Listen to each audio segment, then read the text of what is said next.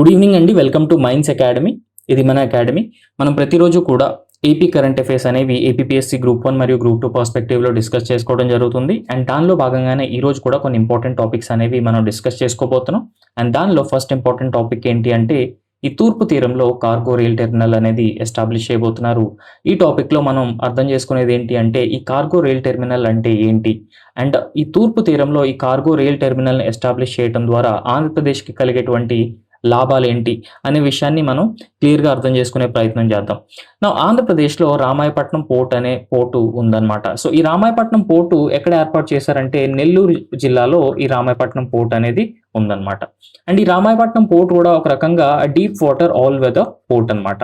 And in fact ఈ Ramayapatnam port అనేది ఈ privately owned deep water all weather port అండి. అండ్ ఇది ఎక్కడ ఉందంటే నెల్లూరు జిల్లాలో ఉందన్నమాట. ఈ పర్టికులర్ పోర్టుకు అనుసంధానంగా 1615 కోట్లతో ఈ కార్గో రైల్ టెర్మినల్ అనేది ఏర్పాటు చేయడం జరుగుతుందన్నమాట. నౌ సో ఈ కార్గో రైల్ టెర్మినల్ ఏంటి అంటే మనం ఒకసారి క్లియర్గా అర్థం చేసుకునే ప్రయత్నం చేద్దాం. ఇండియాలో ఈ లాజిస్టిక్ కాస్ట్ ఏవైతే ఉన్నాయో లాజిస్టిక్ కాస్ట్ అనేది చాలా చాలా ఎక్కువ అనమాట.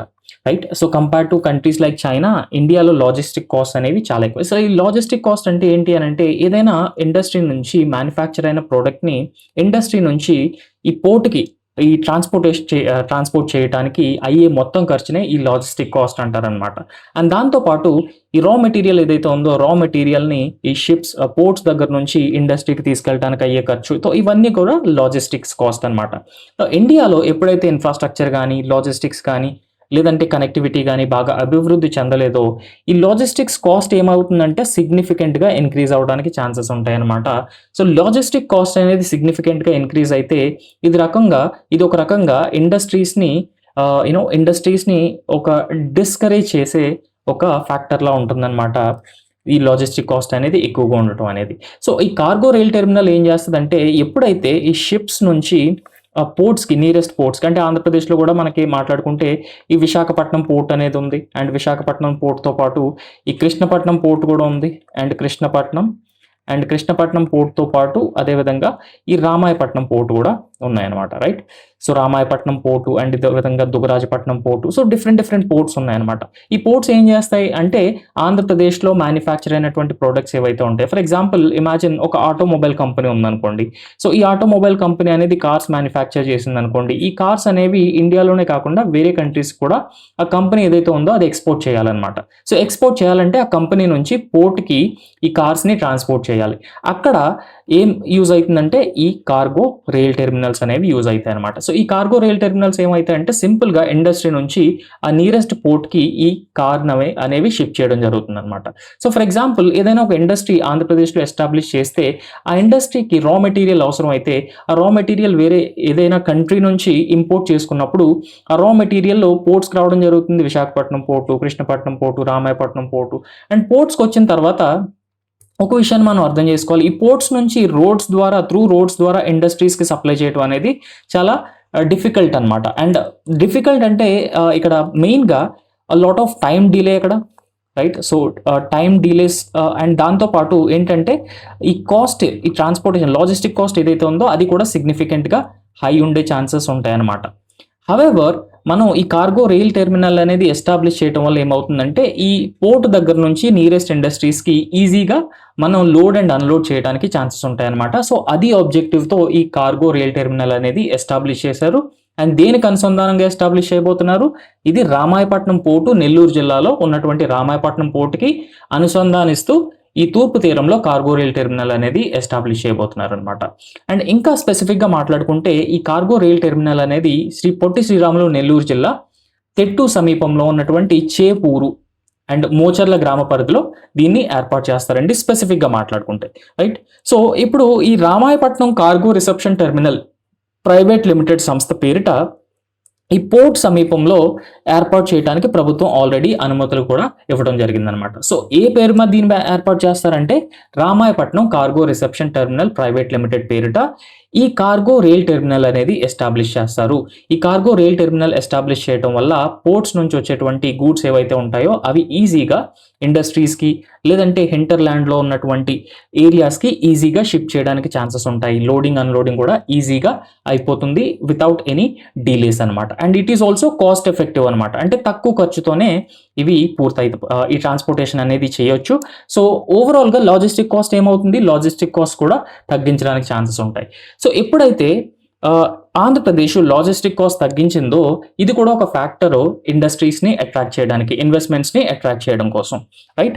సో అయితే దీని ద్వారా ఈ కార్గో రైల్ టెర్మినల్ ఏదైతే ఉందో దీని ద్వారా ఈ రైలు రోడ్డు మార్గాలు ఏవైతే ఉన్నాయో వాటిని అనుసంధానించడం జరుగుతుంది. ఫర్ ఎగ్జాంపుల్ ఈ కార్గో రైల్ టెర్మినల్లో ఈ ఫ్రైట్ కూడా అంటే ట్రైన్ కూడా ప్రతి చోటకి వెళ్ళలేదన్నమాట. ఒక చోటకి వెళ్తుంది అండ్ అక్కడ నుంచి ఈ రోడ్ ట్రాన్స్పోర్టేషన్ ద్వారా ఆ గూడ్స్ ఏవైతే ఉన్నాయో అవి డిఫరెంట్ ఇండస్ట్రీస్కి సప్లై చేస్తారు. సో అందుకోసం ఈ రైల్ రోడ్ మార్గాలు అనుసంధానం చేస్తారు అండ్ దీంతో రవాణా మరింత సులుభవుతుంది అండ్ లాజిస్టిక్ కాస్ట్ కూడా సిగ్నిఫికెంట్గా తగ్గడానికి ఛాన్సెస్ ఉంటాయి అనమాట.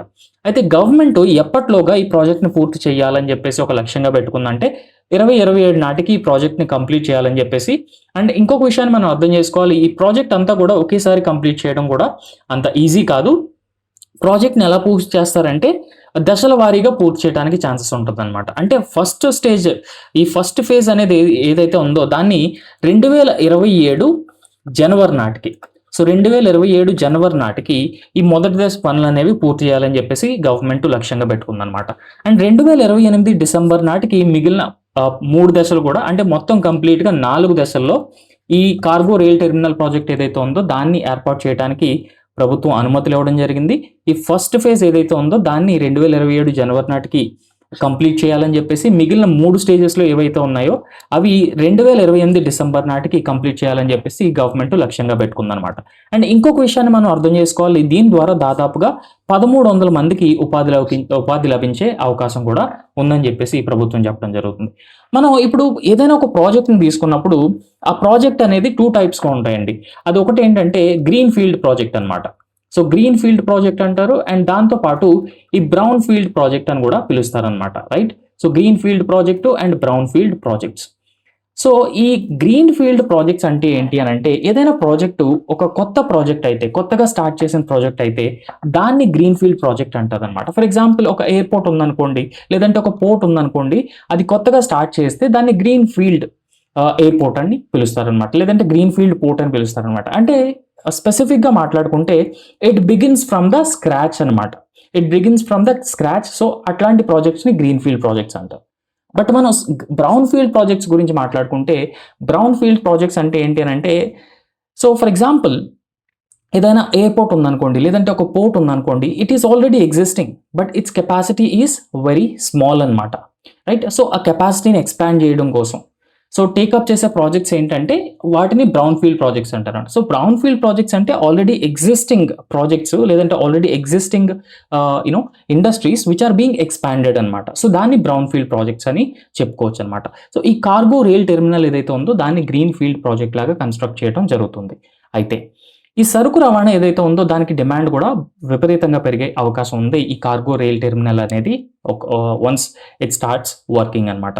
ఫర్ ఎగ్జాంపుల్ నేను ఆల్రెడీ చెప్పాను, ఈ రామాయపట్నం పోర్ట్ ఎక్కడ ఉందంటే నెల్లూరు జిల్లాలో ఉంది, కృష్ణపట్నం పోర్ట్ ఎక్కడ ఉందంటే ప్రకాశం జిల్లాలో ఉంది, అండ్ అదేవిధంగా విశాఖపట్నం పోర్ట్ గురించి కూడా మనందరికీ తెలిసిందే, రైట్. సో కృష్ణపట్నం పోర్టు ఈ ప్రకాశం జిల్లాలో అండ్ అదేవిధంగా రామాయపట్నం పోర్ట్ కూడా ఈ నెల్లూరు జిల్లాలో ఉండటం జరిగిందనమాట. సో ఈ పోర్ట్లు అనేవి చాలా చాలా ఇంపార్టెంట్ అండి, పర్టికులర్గా ఆంధ్రప్రదేశ్కి చాలా ఇంపార్టెంట్. ఎందుకంటే మనకి ఈ లాజిస్టిక్స్ కాస్ట్ అనేది తగ్గించడంలో చాలా సిగ్నిఫికెంట్గా హెల్ప్ చేస్తాయి అనమాట. అండ్ దాంతోపాటు ఈ ఆంధ్రప్రదేశ్ ఎకానమీ ఏదైతే ఉందో ఆంధ్రప్రదేశ్ ఎకానమీని రెస్ట్ ఆఫ్ ది వరల్డ్ ఎకానమీతో లింక్ చేయడానికి కూడా ఈ పోర్ట్లు అనేవి చాలా హెల్ప్ అవుతాయి. పర్టికులర్గా ఈ సౌత్ ఈస్ట్ ఏషియన్ కంట్రీస్ ఏవైతే ఉన్నాయో ఈ సౌత్ ఈస్ట్ ఏషియన్ కంట్రీస్లో ఉన్నటువంటి మ్యానుఫ్యాక్చరింగ్ హబ్స్తో ఆంధ్రప్రదేశ్ ఎకానమీని లింక్ చేయడానికి ఛాన్సెస్ ఉంటాయి. అండ్ ఈ పోర్ట్లు కూడా ఇన్వెస్ట్మెంట్స్ని అట్రాక్ట్ చేస్తాయండి ఆంధ్రప్రదేశ్లోకి. ఏదైనా ఒక కంపెనీ ఉందంటే ఆ కంపెనీ వేరే దేశంలో సిగ్నిఫికెంట్ ప్రెజెన్స్ ఉన్నప్పుడు ఈ పోర్ట్ యాక్సెస్ ఏమవుతుందంటే వాళ్ళు ఇన్వెస్ట్మెంట్స్ తీసుకుని వచ్చి ఆ ఆటోమొబైల్స్ని ఇక్కడే. సో ఇండియాకి ఇన్వెస్ట్మెంట్స్ రావడానికి మెయిన్ రీజన్ ఏంటంటే సర్టెన్ రీజన్స్ ఉన్నాయన్నమాట. ఫర్ ఎగ్జాంపుల్ ఈ డెవలప్డ్ కంట్రీస్తో కంపేర్ చేసుకుంటే ఇండియాలో లో వేజ్ రేట్ అండి. సో వేజెస్ అనేవి తక్కువగా ఉండటం ఒక రీజన్ అనమాట ఇన్వెస్ట్మెంట్స్ని అట్రాక్ట్ చేయడం కోసం. So second most important reason ఏంటి అని అంటే ఈ డొమెస్టిక్ డిమాండ్ అనమాట. సో డొమెస్టిక్ డిమాండ్ కూడా one of the key reason. And దాంతోపాటు థర్డ్ మోస్ట్ ఇంపార్టెంట్ రీజన్ ఏంటి అని అంటే ఈ ఇండస్ట్రీ అండ్ మ్యానుఫ్యాక్చరింగ్ డెవలప్మెంట్ అనేది కూడా చాలా చాలా ఇంపార్టెంట్ అనమాట ఇండియాలో అండ్ అదేవిధంగా ఆంధ్రప్రదేశ్లో. So industry and manufacturing develop చేయడం కోసం గవర్నమెంట్ చాలా చాలా ఇన్సెంటివ్స్ అనేవి అనౌన్స్ చేయడం జరుగుతుంది అనమాట. ఫర్ ఎగ్జాంపుల్ ఈ ప్రొడక్షన్ లింక్డ్ ఇన్సెంటివ్ స్కీమ్ అనేది ఒకటి ఉందండి. ఈ ప్రొడక్షన్ లింక్డ్ ఇన్సెంటివ్ స్కీమ్ వల్ల ఏమవుతుందంటే సో జనరల్గా ఈ సర్టన్ సెక్టర్స్ అనేవి ఈ ప్రొడక్షన్ లింక్డ్ ఇన్సెంటివ్ స్కీమ్లో పెట్టడం జరిగిందనమాట. Around 14 sectors and even government also increasing these sectors. ఈ ప్రొడక్షన్ లింక్డ్ ఇన్సెంటివ్ స్కీమ్లో జనరల్గా ఏమవుతుందంటే ఈ ఇంక్రిమెంటల్ సేల్స్ పైన గవర్నమెంట్ ఫైనాన్షియల్ ఇన్సెంటివ్స్ అనేవి కంపెనీస్కి ఎక్స్టెండ్ చేయడం జరుగుతుంది. So all factors. సో నేను ఏం చెప్తున్నానంటే ఈ పోర్ట్స్ అనేవి చాలా చాలా ఇంపార్టెంట్ రోల్ ప్లే చేస్తాయి ఇన్వెస్ట్మెంట్స్ని అట్రాక్ట్ చేయడంలో, లాజిస్టిక్స్ కాస్ట్ తగ్గించడంలో, ఎంప్లాయ్మెంట్ క్రియేట్ చేయడంలో అండ్ దాంతోపాటు ఇన్ఫ్రాస్ట్రక్చర్ క్రియేట్ చేయడంలో. రైట్. సో మీరు ఎప్పుడైనా వినే ఉంటారు port led development. Right. So port led development, ఈ పోర్ట్ లెడ్ డెవలప్మెంట్ కోసం సెంట్రల్ గవర్నమెంట్ తీసుకొచ్చిన ఒక ప్రోగ్రామ్ పేరు ఏంటంటే ఈ సాగర్మాల ప్రాజెక్ట్ అండి. రైట్. సో సాగర్మాల ప్రాజెక్ట్ అని పిలుస్తారు అనమాట ఇది. సో ఈ సాగర్మాల ప్రాజెక్టు దేనిపైన ఫోకస్ చేస్తుందంటే port led development, port led connectivity లాంటి వాటితో లాంటి వాటిపైన ఫోకస్ చేస్తుంది అనమాట. అండ్ మనం అర్లియర్ డిస్కస్ చేసుకున్నాం. ఇప్పుడు ఓవరాల్గా ఇండియాలో 5 మేజర్ ఇండస్ట్రియల్ కారిడార్స్ ఉన్నాయండి. సో 5 మేజర్ ఇండస్ట్రియల్ కారిడార్స్ అనేవి ఆంధ్రప్రదేశ్లో ఓవరాల్గా ఇండియాలో ఉన్నాయన్నమాట. ఈ 5 మేజర్ ఇండస్ట్రియల్ కారిడార్స్లో దాదాపుగా 2 ఇండస్ట్రియల్ కారిడార్స్ అనేవి ఈ ఆంధ్రప్రదేశ్ నుంచే పాస్ అవుతున్నాయి అనమాట. ఫర్ ఎగ్జాంపుల్ ఈ మేజర్ ఇండస్ట్రియల్ కారిడార్స్ ఆంధ్రప్రదేశ్ నుంచి వెళ్ళే ఇండస్ట్రియల్ కారిడార్స్ గురించి మాట్లాడుకుంటే ఈ వైజాగ్ చెన్నై ఇండస్ట్రియల్ కారిడార్ అనేది ఒకటి ఉందండి. ఈ వైజాగ్ చెన్నై ఇండస్ట్రియల్ కారిడార్ అనేది ఈస్టర్న్ కోస్టల్ ఎకనామిక్ కారిడార్లో భాగం అనమాట ఇది. అండ్ వైజాగ్ చెన్నై ఇండస్ట్రియల్ కారిడార్తో పాటు Chennai Bengaluru industrial corridor, Chennai Bengaluru industrial corridor. Right. And Hyderabad Bengaluru industrial corridor. Right. So Hyderabad Bengaluru industrial corridor కూడా. సో ఈ ఇండస్ట్రియల్ కారిడార్స్ ఏవైతే ఉన్నాయో ఆ ఇండస్ట్రియల్ కారిడార్స్ ఏ ఏరియాస్ నుంచి పాస్ అవుతాయో ఆ ఏరియాస్లో సిగ్నిఫికెంట్గా ఈ స్మార్ట్ సిటీస్ డెవలప్ చేస్తారు. రైట్. స్మార్ట్ సిటీస్ డెవలప్ చేయడం కానీ లేదంటే ఇండస్ట్రియల్ క్లస్టర్స్ని డెవలప్ చేయడం కానీ అండ్ ఇండస్ట్రియల్ క్లస్టర్స్తో పాటు ఈ ఫ్రైట్ కారిడార్స్ డెవలప్ చేయడం అండ్ ఫ్రైట్ కారిడార్స్తో పాటు ఫ్రైట్ కారిడార్స్ లేదంటే కనెక్టివిటీ, హైవేస్. రైట్. సో ఇట్లాంటివన్నీ కూడా సిగ్నిఫికెంట్గా డెవలప్ చేయడానికి ఛాన్సెస్ ఎక్కువగా ఉంటాయి అన్నమాట. సో దాదాపుగా 3 ఇండస్ట్రియల్ కారిడార్స్ ఆంధ్రప్రదేశ్ నుంచే పాస్ అవ్వటం. సో అండ్ దాంతోపాటు ఈ ఈస్ట్ కోస్టల్ ఎకనామిక్ కారిడార్లో ఈ కార్గో టెర్మినల్ ఏదైతే ఉందో ఆ కార్గో టెర్మినల్ని ఎస్టాబ్లిష్ చేయడం అనేది చాలా చాలా ఇంపార్టెంట్ అనమాట ఆంధ్రప్రదేశ్కి పర్టికులర్గా. రైట్. సో ఈ కారిడార్ల అభివృద్ధితో తూర్పు తీరంలో సరుకు రవాణాకు డిమాండ్ కూడా పెరిగే ఛాన్సెస్ చాలా ఎక్కువగా ఉన్నాయి. అండ్ ఈ ప్రాజెక్ట్ ఏదైతే ఉందో ఈ cargo terminal project, rail cargo terminal project ఏదైతే ఉందో ఈ ప్రాజెక్ట్ ద్వారా ఆంధ్రప్రదేశ్కి మాత్రమే కాకుండా తెలంగాణ, కర్ణాటక అండ్ అదేవిధంగా మహారాష్ట్రలోని వివిధ ప్రాంతాలకు సరుకుని రవాణా చేయడానికి ఛాన్సెస్ కూడా ఎక్కువగా ఉన్నాయన్నమాట. అండ్ దాంతోపాటు ఈ ప్రాజెక్ట్ ఏదైతే ఉందో ఈ ప్రాజెక్ట్లో భాగంగా బల్క్ హ్యాండ్లింగ్, వేర్ హౌసింగ్ సౌకర్యాలు అండ్ ఇదే విధంగా కోల్డ్ చైన్ మౌలిక సదుపాయాలు. సో కోల్డ్ చైన్ అంటే ఏంటంటే ఏదైనా ఒక ప్రొడ్యూస్ ఉందంటే ఆ ప్రొడ్యూస్ని ఈ స్టోర్ చేయడం కనుక అనమాట. ఈ కోల్డ్ చైన్ ఇన్ఫ్రాస్ట్రక్చర్ అనేది యూజ్ చేస్తారు. వేర్ హౌసింగ్ కూడా దానికే యూజ్ చేస్తారు. ఆటోమొబైల్స్ కానీ, లాజిస్టిక్స్ యార్డ్స్ కానీ. రైట్. సో ఇట్లాంటి అన్నింటి కోసం కూడా ఈ మోడల్ కార్గో రైల్ టెర్మినల్ అనేది చాలా చాలా ఇంపార్టెంట్ అండి అండ్ చాలా ఎఫెక్టివ్గా యూజ్ అవుతుంది అనమాట ఆంధ్రప్రదేశ్కి with multiple benefits. So next topic ఏంటంటే మనం అర్లియర్ కూడా ఇది డిస్కస్ చేసుకున్నాం. ఆంధ్రప్రదేశ్ స్టేట్ ఎలక్షన్ కమిషనర్గా అనిల్ చంద్ర పునేటా గారు బాధ్యతలు స్వీకరించడం కూడా జరిగిందనమాట.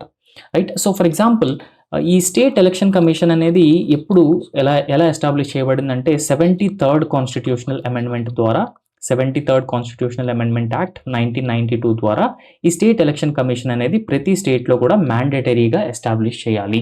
ఈ స్టేట్ ఎలక్షన్ కమిషన్ యొక్క రెస్పాన్సిబిలిటీ ఏంటంటే conducting elections to panchayats and municipalities అండి. సో పంచాయత్స్ అండ్ మున్సిపాలిటీస్కి ఎలక్షన్స్ కండక్ట్ చేయడమే ఈ స్టేట్ ఎలక్షన్ కమిషన్ యొక్క మెయిన్ ఎయిమ్ అనమాట. అండ్ మనం ఇంకొక విషయాన్ని కూడా అర్థం చేసుకోవాలి. ఈ ఎలక్షన్ కమిషన్ ఏదైతే ఉందో అట్ సెంట్రల్ లెవెల్, ఈ ఎలక్షన్ కమిషన్ అనేది పంచాయత్స్ అండ్ మున్సిపాలిటీస్కి ఎలక్షన్స్ కండక్ట్ చేయదండి. బట్ ఈ పంచాయత్స్ అండ్ మున్సిపాలిటీకి ఎలక్షన్స్ కండక్ట్ చేయడానికి స్పెసిఫిక్గా there is a state election commission. And దాంతోపాటు గవర్నర్ ఎవరైతే ఉన్నారో గవర్నర్ ప్రతి గవర్నర్ ఈ స్టేట్ ఎలక్షన్ కమిషనర్ని అపాయింట్ చేయాల్సి ఉంటుందండి ఫర్ ద స్టేట్ అనమాట. Right. So state election commission అనేది ఒక రకంగా కాన్స్టిట్యూషనల్ బాడీ. ఎందుకంటే ఇది Indian constitution article 243K. So article 243K దేని గురించి మాట్లాడుతుందంటే establishment of a state election commission గురించి మాట్లాడుతుంది అనమాట. రైట్. సో ఇదొక కాన్స్టిట్యూషనల్ అథారిటీ అనమాట. సో రెస్పాన్సిబిలిటీ ఏంటంటే conducting elections to panchayats and municipalities regularly. And మనం ఇంకొక విషయాన్ని కూడా అర్థం చేసుకోవాలి. ఈ స్టేట్ ఎలక్షన్ కమిషన్ అనేది mandatorily needs to be constituted by every state అనమాట. Right. Because 73rd constitutional amendment యాక్ట్లోనే certain provisions are considered as mandatory provisions అండి, and other provisions are considered as voluntary provisions అనమాట. But ఇక్కడ state election commission అనేది mandatory provision అనమాట. Right. And election commission గురించి మాట్లాడుకుంటే it conduct elections to office of the president అండి.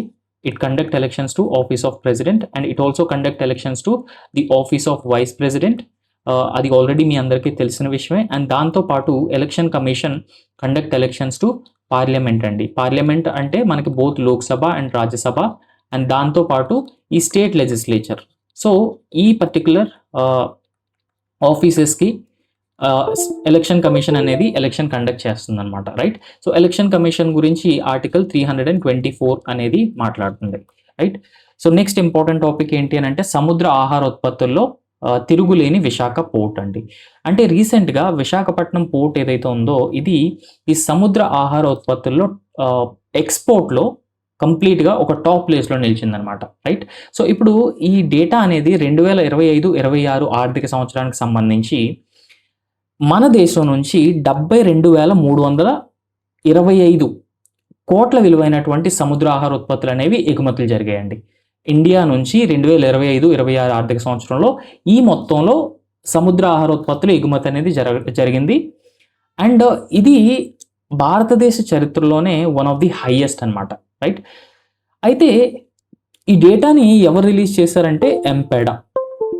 So ఎంపెడా ఈ డేటాని రిలీజ్ చేయడం జరిగిందనమాట. సో ఎంపెడా అంటే ఏంటంటే marine products exports development authority అండి. ఈ marine products export development authority అనేది ఒక స్టాచ్యుటరీ బాడీ అనమాట. సో చాలా చాలా ఇంపార్టెంట్ అండి ఈ మెరైన్ ప్రొడక్ట్స్. నేను ఇక్కడ రాస్తాను. సో మెరైన్ ప్రొడక్ట్స్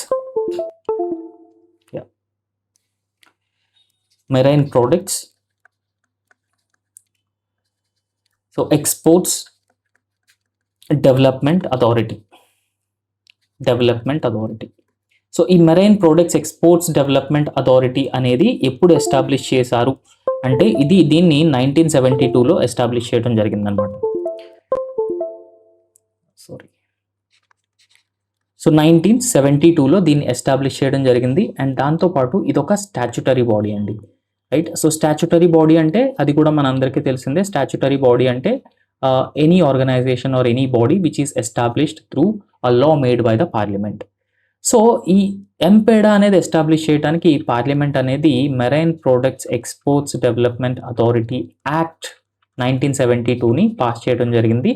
ఈ యాక్ట్ని పాస్ చేసి ఈ ఎంపెడాని ఎస్టాబ్లిష్ చేయడం కూడా జరిగిందనమాట. రైట్. సో ఈ ఎంపెడా రిలీజ్ చేసిన ప్రాథమిక డేటా ప్రకారం ఈ 25-26 ఆర్థిక సంవత్సరంలో దేశం నుంచి కంప్లీట్గా మెరైన్ ఎక్స్పోర్ట్స్ని చూసుకుంటే 72,325 కోట్ల విలువైనటువంటి మెరైన్ ఎక్స్పోర్ట్స్ జరిగాయండి. అండ్ టోటల్ వాల్యూ వచ్చేసరికి 19.32 లక్షల టన్నుల సరుకు అనేది ఎగుమతి అయిందనమాట. రైట్. సో 19.32 లక్షల టన్నుల సరుకు అనేది ఎగుమతి అయింది. And it's total valuation is 72,325 crores అనమాట. అయితే దేశం నుంచి వెళ్ళినటువంటి ఈ ఎగుమతుల్లో తొలి 5 స్థానాల్లో నిలిచినటువంటి పోర్టులను కనుక మనం ఒకసారి చూస్తే విశాఖపట్నం అనేది టాప్ ప్లేస్లో ఉందండి. రైట్. సో చాలా చాలా ఇంపార్టెంట్ అనమాట. అంటే దేశం నుంచి జరిగినటువంటి ఈ మెరైన్ ఎక్స్పోర్ట్స్ ఏవైతే ఉన్నాయో, సముద్ర ఆహార ఉత్పత్తులు ఏవైతే ఉన్నాయో వాటి ఎక్స్పోర్ట్స్లో విశాఖపట్నం టాప్ ప్లేస్లో నిలిచింది. అండ్ తర్వాత జేఎన్పిటి అంటే జవహర్లాల్ నెహ్రూ పోర్ట్ ట్రస్ట్ అండి. ఈ జవహర్లాల్ నెహ్రూ పోర్ట్ ట్రస్ట్ అనేది మహారాష్ట్రలో ఉన్నటువంటి one of the biggest port అనమాట. అండ్ దాంతోపాటు కొచ్చి పోర్ట్ 3rd ప్లేస్లో, కోల్కతా పోర్ట్ 4th ప్లేస్లో అండ్ చెన్నై 5th ప్లేస్లో ఉందన్నమాట.